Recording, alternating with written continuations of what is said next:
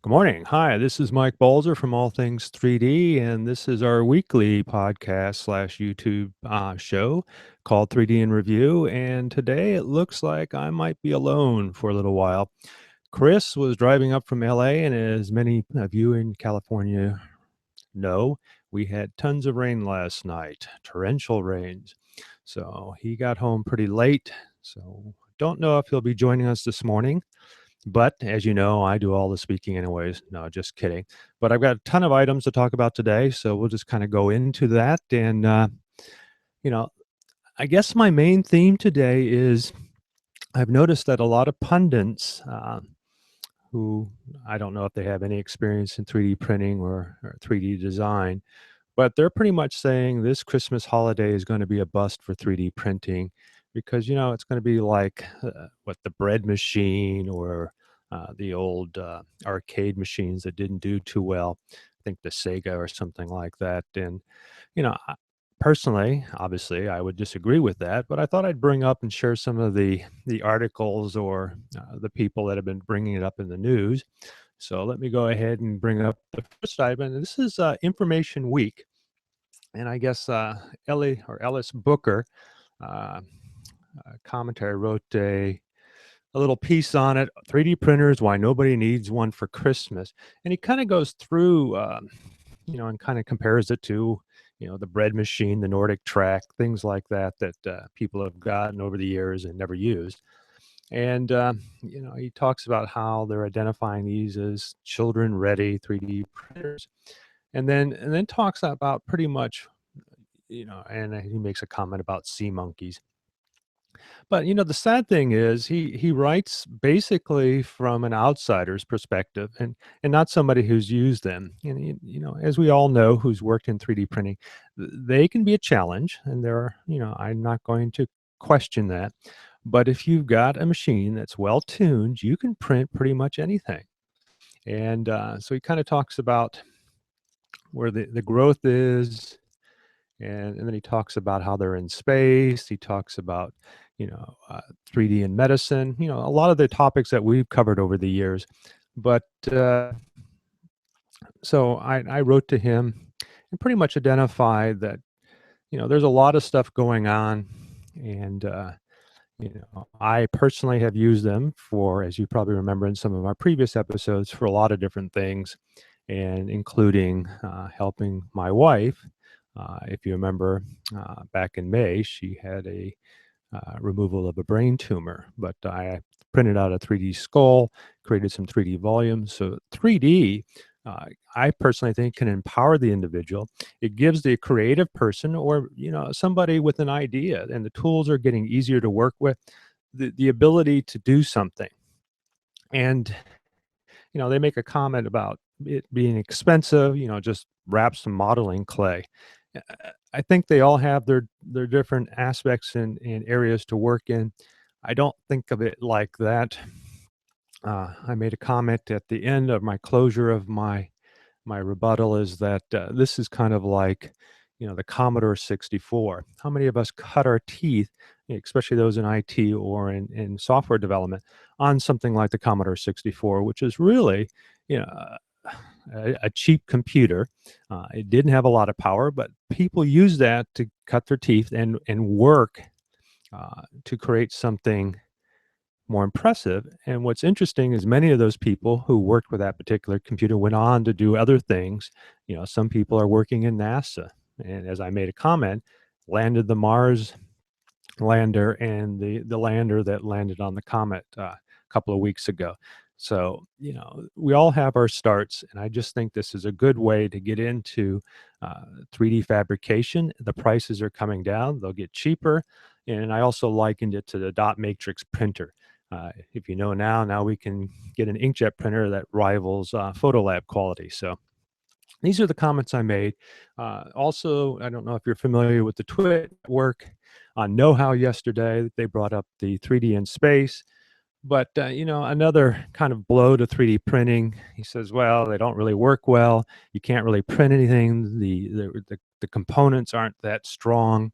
And, I kind of beg to differ. As you know, if you followed the show, we've talked a lot about materials that are out there now that can really work well and are very solid. And it's how much money you want to put into it. But from my perspective, I can buy a prosumer, test out a an object or an idea, and then go to somebody else or another service bureau, which is what I did back in the old days with 2D. I used my 300 DPI laser, and if I needed better quality, I went to a service bureau, and eventually the quality caught up, and you can now afford service bureau type quality print capability.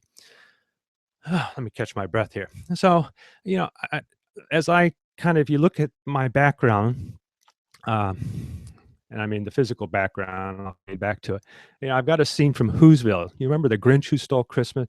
Well, that's kind of my theme of this particular episode is that you're getting these pundits out there are saying, stay away from 3D printing. It's just a waste of money. You really can't do a lot with it. And as you know, if you're listening to us, I beg to differ. So obviously I'm a little emotional about this. And if Chris was joining me right now, he would give me a chance to catch my breath and he would continue this conversation. But that's only one item in the news. So let's go on to something a little more positive. And that is out at 3deers.org. Simon wrote in and talked about this new kind of neat thing called haptic holograms, where they use air current, or what do they say here? Um, to provide the ability to get the sensation that you're touching an object. And actually, I guess it's acoustic radiation, which is the vibration of air, which would, as you put your hand over it, notice down here, it looks like a leap motion, which they do show here. If you're familiar with the leap motion, it allows you to get an extension of your hands. So this is a perfect product for doing that so that you could get, and I've actually worked with one and I hooked it up to my Oculus Rift, and I think it's kind of neat, and I can see how this could be beneficial, you know, and I don't know what they're using to show. Maybe we'll just play the video here. Um, let's, and let's see if I can bring in some music. So you should be able to hear that.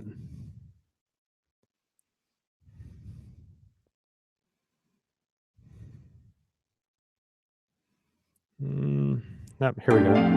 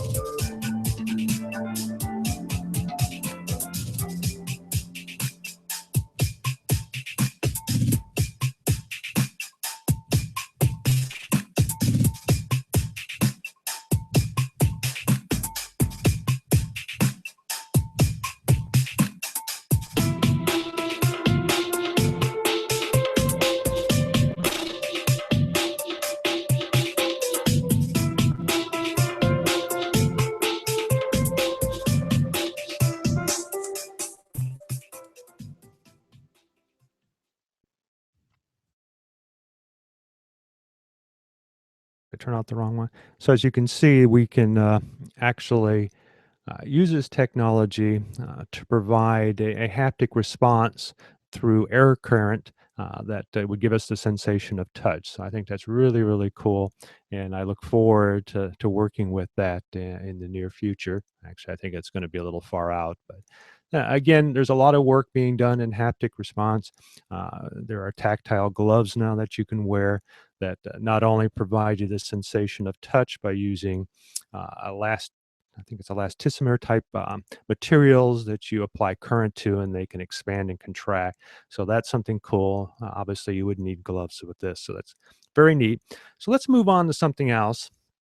If you know, I'm a big VR fan, and so one of the things that I wanted to talk about is the Samsung uh, Gear VR. Some of you may have been aware it was going to be available uh, here. I don't know in the next few days. I think it was released on Monday.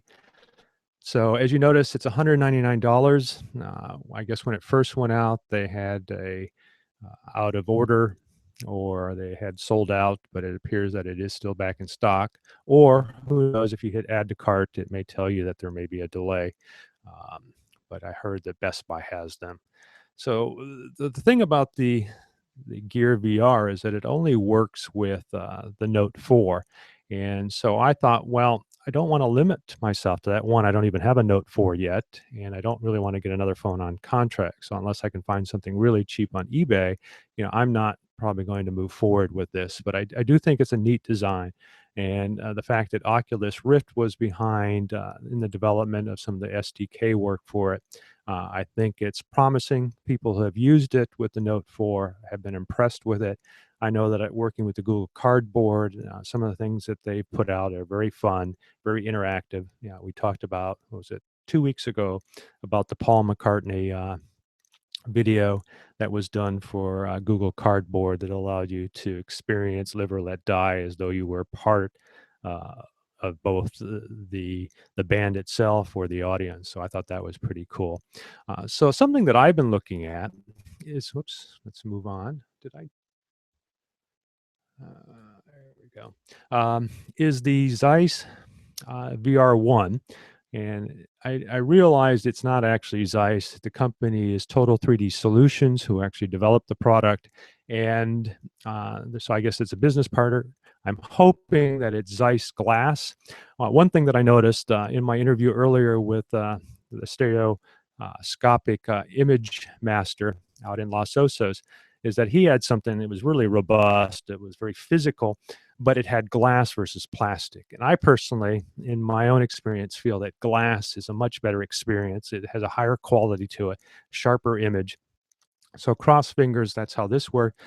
If you can see, the technique behind this particular product is you've got a sliding tray that goes in the underbelly of it that fits either an iPhone 6 or an iPhone S5, so about a 4.5, 4.7 screen size. And you slide it in there and then you put it on your head. So essentially, it's a Google Cardboard, but a much more aesthetically. The great thing about this, and I think if I click on order, is that it's only $99. So it's half the price and can work with a variety of phones. Again, only two trays, the iPhone 6 and the Galaxy S5. But you can vote on what would be a more popular smartphone, and I guess they'll make a case for it.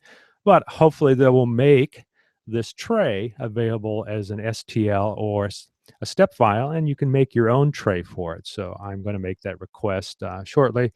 The other caveat is that this was supposed to be available for shipping on the 8th. It is now the 12th, and I still don't have a process date. So hopefully they either couldn't meet the demand for it or they derived a lot of money before actually having a product. So I hope it's the former of the two items, and I should see mine soon, which I will present on this show. So that's my second item. So let's kind of go on to, let's see, actually, that's all my items. Let's kind of go into my products or projects of the week. And I've kind of worked on a couple of items that I thought were pretty cool. I'm changing out my Maker Gear M2's extruder to an all metal extruder. And the reason for that is that I want to use a variety of materials. And I found that, even going with an ABS and high quality ABS that I had Chris print for me on his Forge 250, I found that the actual filament path left something to be desired. So I went with an all metal. There's a company out and I'll bring it up here shortly, uh, out in Israel that mills out a variety of products, and part of their products are extruders. And they make one that's the equivalent of the plastruder. And then I saw that somebody had retrofitted it to work with the Maker Gear M2. And so that's the direction I'm moving forward with. And I pretty much have it mounted, then realized I didn't get the plate to hook up my hot end, and so that'll have to be shipped to me. Sad thing is they're from Israel. They don't have an American distributor, so it can take up to 3 weeks with economy shipping, and shorter if you want to spend a little bit more money for it. But it appears to be very high quality. Like I said, I've already have it hooked up. It's very solid. It should be. It's made out of aluminum, and and I think very well made. So if you're looking at converting your extruder, you're frustrated with it, you might want to look into these. They're pretty nice. I think it was only about $100, but here, if you get it with the extruder combo slash hot end, it's 279, which is still reasonable. And then they also have a dual extruder for about 500 with a neat design. So they've been around for a little while, and they've been on eBay for some time. But I'll give you more of an update in the next couple of weeks as I finally tune this. So the other projects that I've been working on, and I'll jump to my other screen, is, if you know, I make the Four Eyes collection of products. And let's kind of jump to my screen. And what I've been working on recently is using Four Eyes, the structure sensor, and creating a custom case. If you remember last week, I talked about the what do you want to the grip and go, which is a handle, as you can see here. I'll bring the camera down. That has Bluetooth switching capability. So I've created a mock-up device that's using an iPhone 6 case with the sensor on it by epoxying a connector that they gave me. But I'm actually creating a custom case that will spread this out. This actually, I think, is already breaking off, so I'll play with it too much. But it will support it a lot better. It'll be more rigid. But for testing, as you can see, let me bring it down here. It's very lightweight. And with the iPhone 6, you'll be able to do your full scanning capability with it. So I'm hoping to have the case available for order in probably about 2 weeks. And so I've been working on that, as well as making a new, and if you can see my paper here, a new mounting system for my quick disconnect bracket system, which I have mounted here. My original design was a sliding tab mechanism that you locked your device into place. But my new design will be 3 rare earth magnets, about a ½ inch in size, distributed across the bottom of the unit. So it will snap in and be held tightly by magnets. So there won't be any sliding tabs that could break off. So looking forward to that. That design should be in prototype form by the end of this week. And I should be able to, in conjunction with and I'll show you the bottom of it, Noodle, which makes both iPad Air as well as the iPad mini cases with a tripod support. Really think this is important. Here's my sliding tab. Let me bring it into the plane. That allows me to connect the structure sensor, which I can show you here real quick.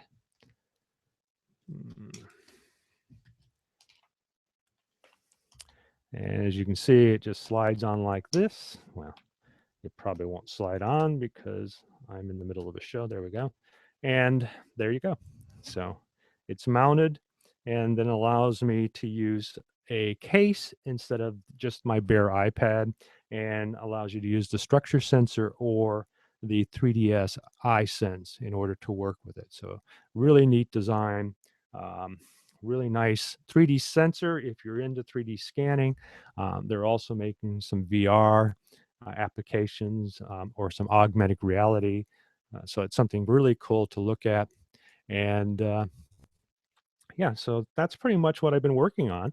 And obviously, it's keeping me busy. With that, the products of the week, which I just mentioned, the Micron, the another one, and hopefully they'll be joining us about 10 o'clock. So I'll kind of skip over them right now. And that's the Simplify 3D. I don't know if you're familiar with that. You know, there are a lot of products out there, or I should say, slicers out there that you can use with your computer and your printer. But I was kind of brought into the simplified 3D world because of the Maker Gear M2, because this is the one that they suggested that works with it. But what I found out is the Simplify 3D works with actually many different types of platforms and not just this. So we're going to have Jan from Simplified 3D come in and talk to us about their latest promotion as well as their latest update, which now includes a lot of different printers and that they had previously. And I'll let her talk more about it. I'm assuming it's a her. I apologize if it's not. I've just been emailing with her. And we've already talked about the Zeiss 101. Again, I will hold off and let her talk about Simplified 3D. And with Chris not being here, um, well, that's pretty much a wrap on the news today. Boy, went by quick. Without Chris, our shows don't last very long. Well, so let me get into upcoming events, if you don't mind. Let's see. Uh, what do we have for upcoming events? I don't think there's really a lot. Well, I can't actually do that.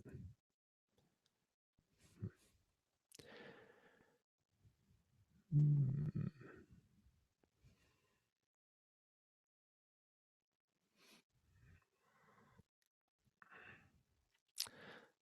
Well, I'll have to bounce back to that. But the other thing is that I finished up an interview with Abe Pearlstein, who is a master of stereoscopic photography. If you're familiar with movies like Avatar, that in up the upcoming I would say Lord of the Rings, the oh, geez, now I've drawn a blank on it. Um, you know that medieval fantasy movie. Um, oh gosh, hit me in the head for this one. I don't know why I'm drawing a blank. Well, I'll come back to it. However, Peter Jackson is directing it, and he's using stereoscopic 48 frames per second, which, as you're probably aware of by now, has been in the news. It does have some stunning effects, and people are put off by the 48 frames per second, put off by the red cameras that they feel that the imaging seems artificial. But the important things is that he's really making, in my opinion, a great attempt at creating some good stereoscopic projection, as well as we already know with James Cameron and Avatar. And yeah, it's pretty neat. So he kind of goes through it with me, kind of talks about his usage of stereoscopic imaging. He does what they call hyper stereoscopic images, which is where he allows objects that are normally further away than your normalized can perceive depth and presents those in images. And if you go out to YouTube, I have plenty of links plus the interview with him.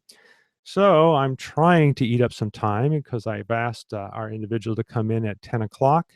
And so, let's see what else. Let's see if I can bring up that, see what's in the news again.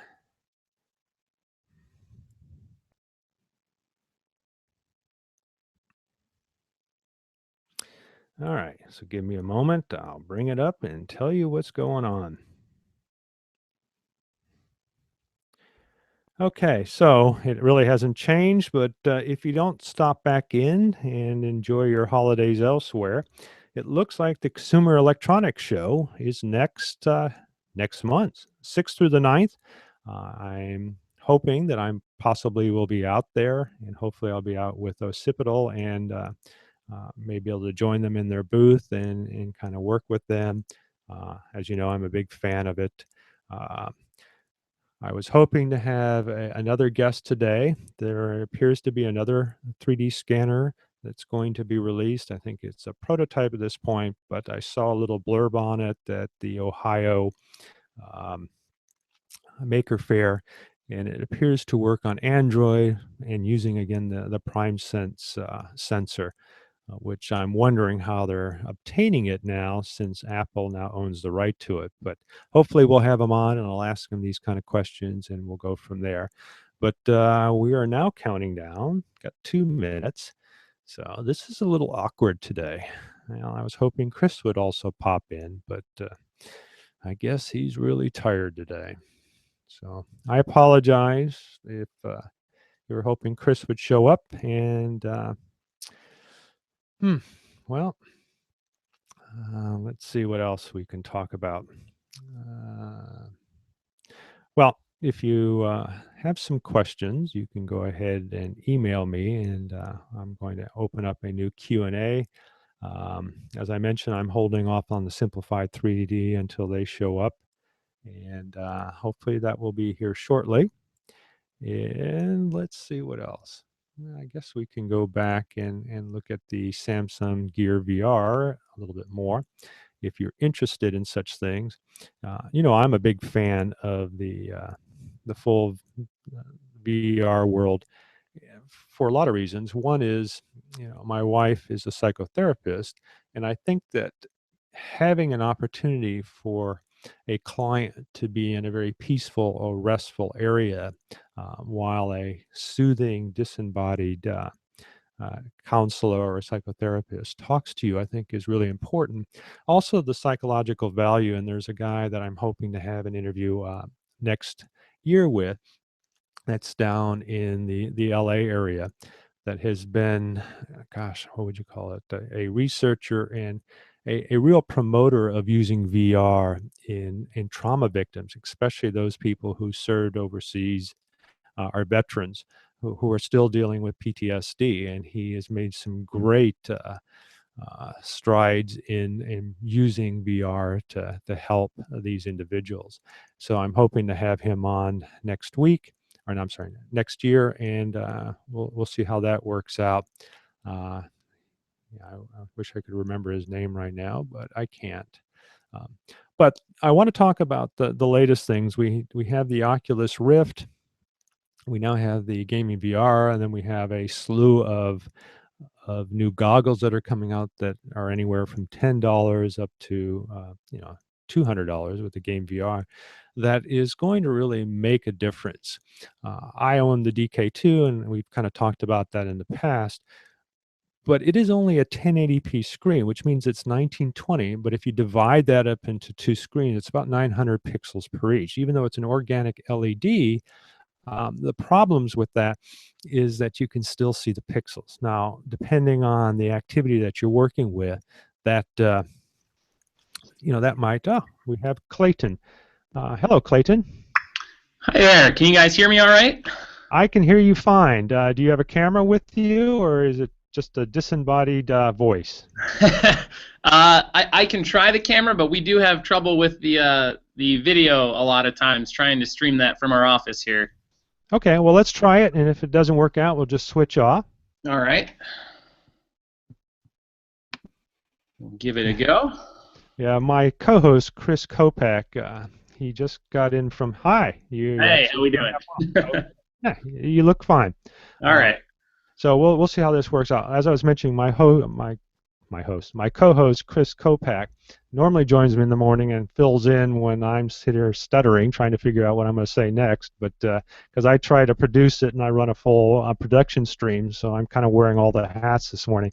So I was kind of struggling a little bit, hoping that maybe you would pop in a little earlier. But I'm glad you showed up. I'm just talking about the Samsung's Gear VR or VR Gear. Let's see how that's. That was just released this week. To me, it's a little pricey, and I actually ordered, and I don't have a Note 4, so obviously it's of no use to me. I was thinking of getting one on eBay, but they're still like $600 off contract, or even more. So I looked into another product. I don't know if you can see my screen. Here we go. Oops. Oh, actually, I was there already. So I ordered this particular product. Whoops. Here we go. The VR1, which I guess has Zeiss lenses in it. So I'm hoping that the quality will be good. They said they were shipping on the 8th, but I still haven't had a confirmation of shipping. So I'm a little concerned that might be a big delay, and it might be more popular than they expected. So I may see this like a Kickstarter in a year. I hope that's not the case. So the nice thing about it is that it fits an iPhone 6 plus also an iPhone S5. So I'm hoping without a problem it will work my S4. But the other thing is, it's just a tray. I'm hoping that they release the STL or the step file, and then I could just print my own tray for it. So for other phones that may come out. So I think it's a cool, neat product. The nice thing, it's only $100 versus 200, and you can use more than one phone. So let's jump back to you, though. Actually, I was on you. There we go. I apologize for that. So let's kind of talk about really quick why you're here. And, I think I was talking a little bit with Jan. Is it Jan? Yep. Yep. Okay. And I'm assuming she's a female, right? Or is it she? No, you are correct. Yep, she runs a lot of the operations here at the company, so she's got her hands in a lot of stuff. So. Okay. Well, the sad thing about email, or the good thing, is you never know, what gender is. So until I actually get to talk to the person, oh, you're a guy, and I don't really want to approach it like, oh, I didn't expect you to be a woman. I don't want to ever go there. So I assumed it was a woman, so I just wanted to make sure. So the reason you're here is that you're from Simplified 3D. And so can you kind of identify your position with the company and kind of talk about, kind of at this point, basically your new release, and then hopefully maybe next or 2 weeks from now, we'll actually do a full interview and kind of talk about the history of Simplified 3D. My personal use of Simplified 3D is that I bought a Maker Gear M2, and it was the one that was recommended, and I've actually used it with a few other printers since then. So I think it's a neat product, and so maybe if we can kind of go through some of the features. Now, I don't know how familiar you are with Google Hangouts, but you can actually share your screen. Do you have a screen that you can bring up, or I can just bring up your website on my end, and you can kind of talk. That's what I was going to say. I didn't have anything Okay. to bring up other than the website, so. Okay. So I will do that. So let's see. Let me bounce back to my screen. So essentially, I'm at your home screen now. And this is Simplified 3. So why don't you just take over and kind of voice over it. And I'll just kind of scroll down a little bit. So just kind of guide me, and we'll kind of talk about the software a little bit and what's special about this week before we get started. So first of all, I'm Clayton Webster. I'm the founder and CEO here at Simplify 3D. So we're basically a company that focuses solely on creating a really nice all-in-one 3D printing software package. So that really is our flagship product, and that's what everyone here is kind of dedicated to, is working towards that goal. And it is pretty neat because almost everyone here was a really big 3D printing enthusiast before they came to start working for the company. So a lot of the reasons why, some of the features that we add and some of the capability that we're putting into the software, it's because we have so many power users just on our staff that have been printing and had frustrations, and we've all lived, in the trenches trying to work with these 3D printers. So we're trying to put a lot of that into this software package to basically take care of every aspect of your 3D printing software experience. So that's kind of the product that we do. This week was really exciting. We've been working for probably about 4 months now trying to get a really significant software update ready. So for anyone that uses Simplify 3D, this is our 2.2 software update.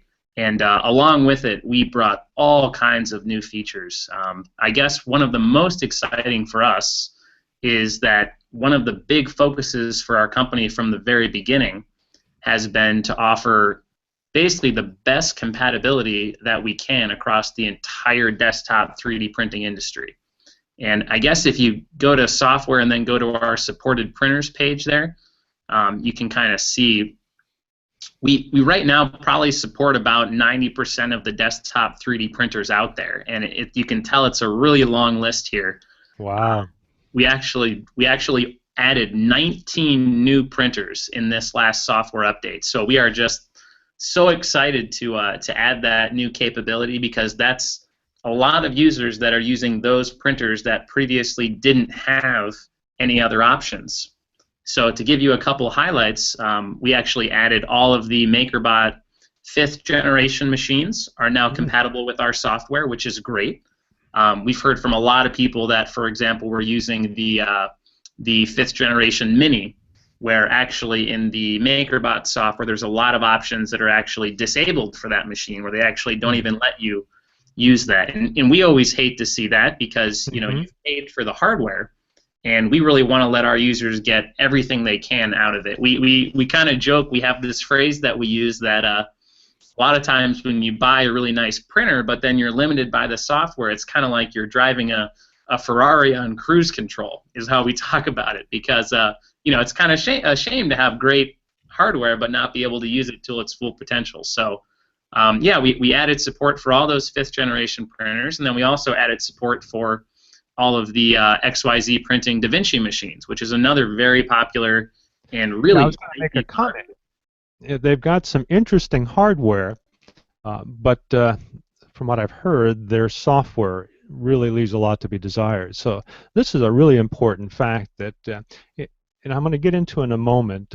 Obviously, your software is not free. There's a price behind it. So before we get started, what is the cost of this? Because a lot of people think slices should be free. Tell us the price and justify. Yeah, I don't even know if you need to justify. I didn't have to justify it, purchasing it. Why isn't it free?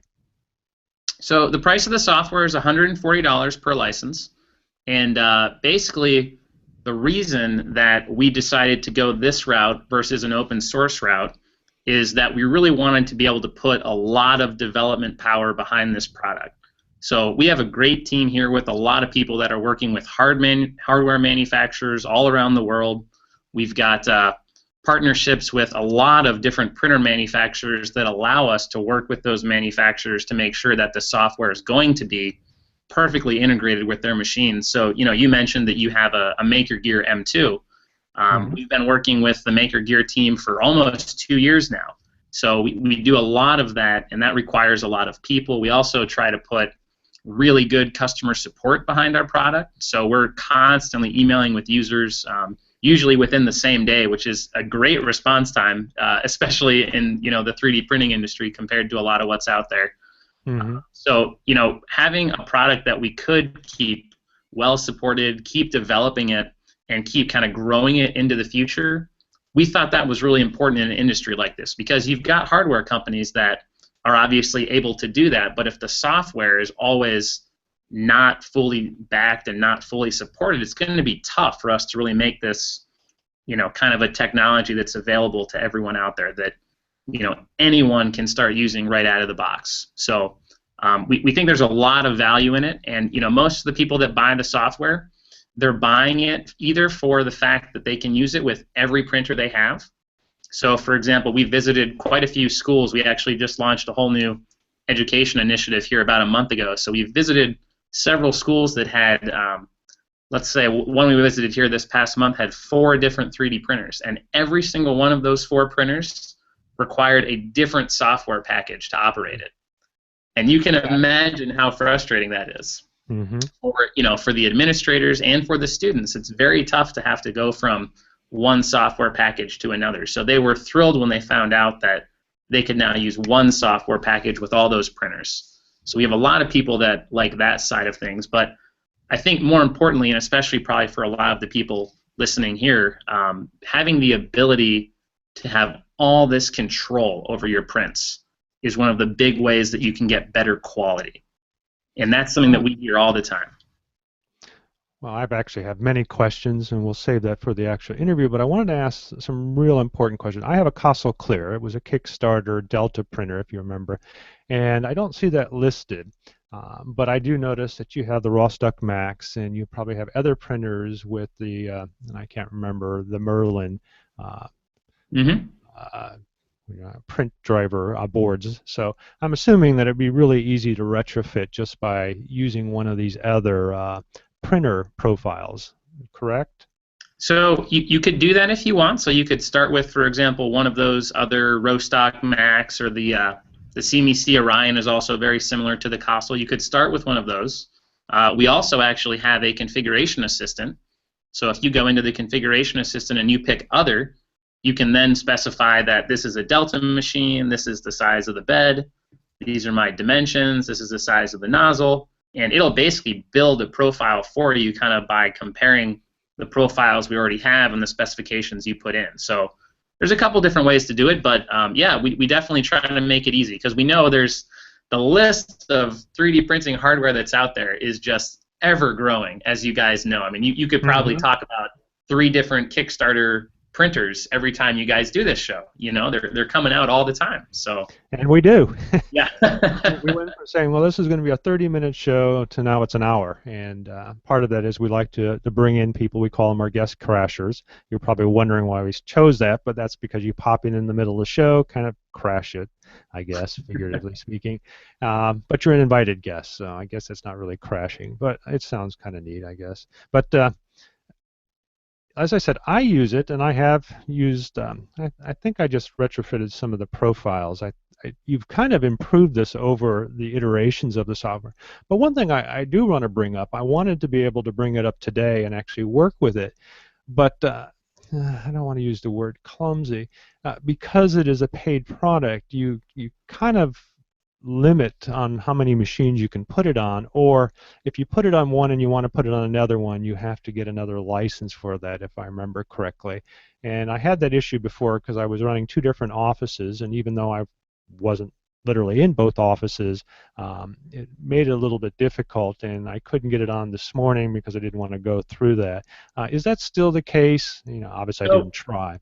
yeah, we actually allow everyone who buys a license, we actually already allow them to use it on 2 different devices because we have people all the time that have maybe a desktop and a laptop, or maybe a computer attached to their printer and then one that they work at their desk. We see that all the time. So right out of the gate, we let you use it on 2 devices at the same time.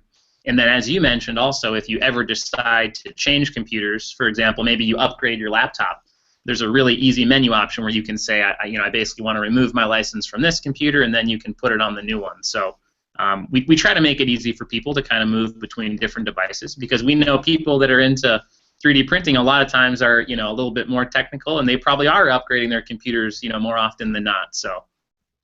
Yeah, and like I said, I use one of the machines as my design machine, so I go directly from Fusion 360 or Mesh Mixer, or my go-to program from an organic standpoint is 3D Coat, and bring those STLs in the NetFab and then right into Simplified 3D or another slicer, and then export it into a G-code file. Then I run out to my lab where I start printing, and I just download that into the machine itself. I'm now using some network controlled, I can't even remember the name of it. My memory is poor today. I apologize for that. But there's a couple of internet connection boxes now that are all run through the cloud or through a local LAN connection. So you can actually bring G-code in one of these devices and send it directly to it. So I've been playing with that. So it's nice to be able to work with the software. And in some case, if I'm actually in the lab and don't want to run back to my design machine, it would be nice to bring up Simplify 3D. So it's good that you can have it on 2 machines. Now, is it simultaneous use? I mean, if I kept it open on one, is it going to shut down the other? Okay, great. Yep. And then in my case here, I do demos and things like that with software. So sometimes I would want to put it on a laptop, or in this case, on my streaming production machine that we're doing this podcast through, which I didn't get to this morning because I was hoping you would be on and wouldn't need to do that. And we're kind of filling up the time, so I wouldn't have time to really go through a demo. So maybe I'll leave that for next week. Or maybe I can invite you on. I've started a new series where I like to get one of the representatives from a company to actually to do a Google Hangouts tutorial.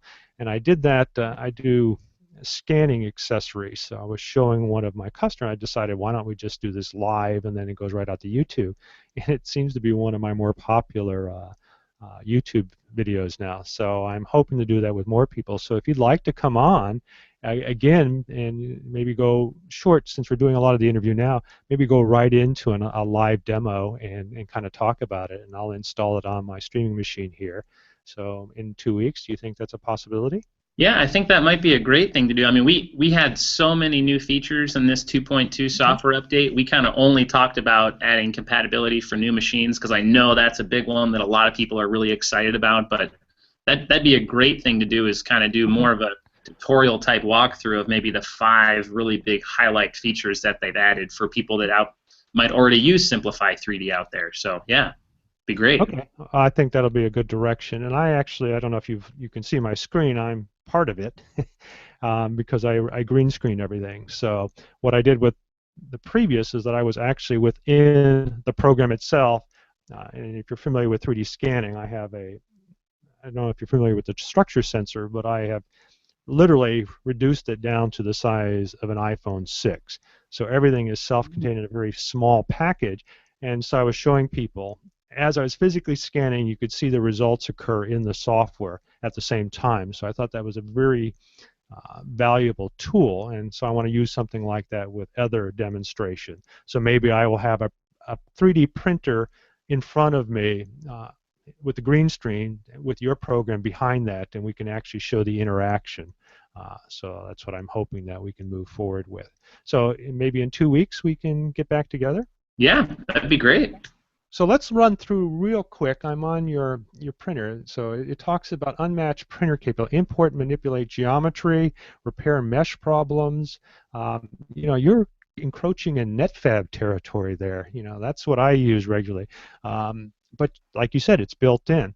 And for those who don't know, even though there's a free version of NetFab, it doesn't give you a lot of control. There's a couple of auto tools, and you can either buy their private version, which is not for what would you call it, commercial use, for I think it's $199, or it jumps immediately up to that to 2,500.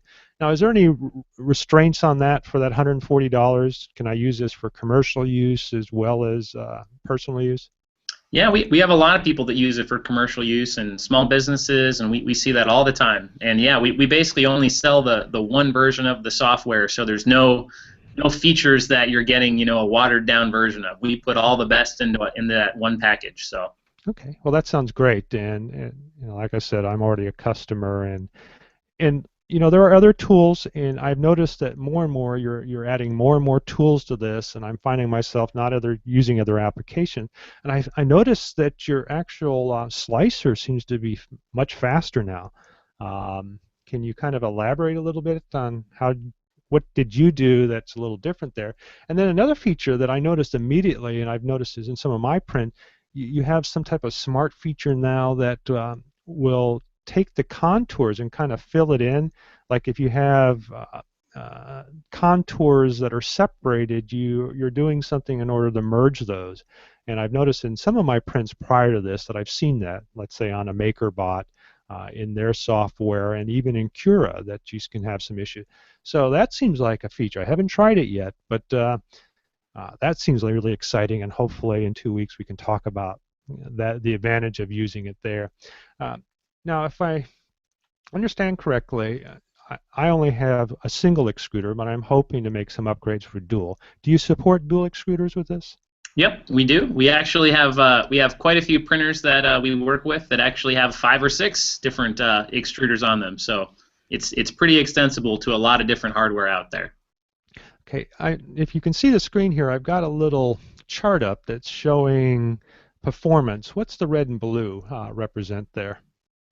So this is kind of a comparison. We took several different models and kind of ran them through, a lot of the standard packages that were out there at the time, and kind of compared that to the speed, as you mentioned, is one of the big benefits of our software. And a lot of times people, if you load a complex model and it's going to take, let's say, 5 minutes to slice in a different software package, and then you come to our software package and maybe it takes 10 seconds. We hear those types of numbers all the time from people going from one package to another. And that we have a lot of really smart guys here, and that's been, high performance has been something we've focused on from the very beginning.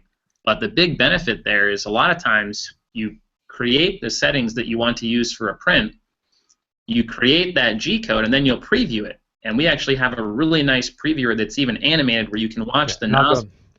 Yeah, there you And go. that's kind of it's like a little movie, and you can actually watch it and you can see all the uh, the hot end pass or the extruder pass, which is important as well, hmm uh, because But the that value obviously is, you know, determines.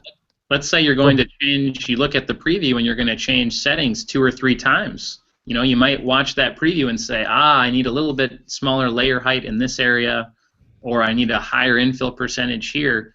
Well, shoot, if you had to wait 5 minutes to, slice that part, you better go get some coffee. You're going to have a while. So, Well, you made a good point there. Did I understand you correctly that if I wanted to change a specification within the layers, I can do so? yeah, we're going to have a tough time fitting all the features of the software into this kind of short highlight. But you're absolutely right. One of the really nice features that we've had, really going back almost a year and a half now, is that you can actually use different settings for different regions of your model, which is really powerful. So an example we use all the time is we actually went to a trade show here a couple months ago and made a hammer where the head of the hammer was printed very densely. So it had a very high infill percentage. Like 100%? Yeah, close to that. So it was weighted pretty heavily. It was very strong. And then the handle, we actually made that much more hollow, so it was a lot more lightweight. And it was really neat when you held the hammer. It's actually weighted in the right way, where the weight's in the right place, the Hmm. strength is in the right areas. I mean, it was a really neat. When you can do that and actually put variable properties into a single part, that just opens all kinds of possibilities to get better quality from the parts that you're printing. So. Yeah, that's extremely cool, and I'll have to try that myself, because also that reduces the time of print. You're only Mhm. putting material, or let's say 100% is going to take a lot longer than let's say 10. So if you can control that throughout your print, that's really a super. And as you have already indicated, MakerBot kind of strips out some of these features, and you're kind of left either with something or without something.